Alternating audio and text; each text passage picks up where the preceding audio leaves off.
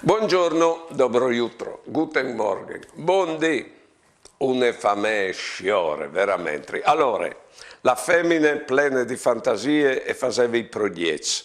L'uomo aveva ne fabbricute, al metteva in opera i progetti delle femmine, il fi al commercializzava ciò che veniva prodotto dal pari. Plens di bes. Una fame secondo la mentalità di voi.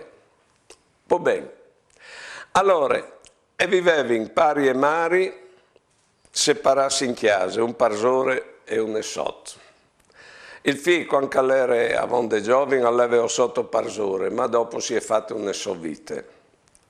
Vignus vecchios, al pari ha toccato un badante, la femmina gli ha detto un ricovero di lusso. Il figlio è che si rosinisce come senza fame anche quel. Ecco. Ma la fame è per produsi o per fa personis? Che lei che vuoi e viene trattata come un'azienda che ha di produsi, il semplice fatto che squigni lavoro di chi due. Le persone sono il prodotto più grande fame. Buone giornate e buone vite.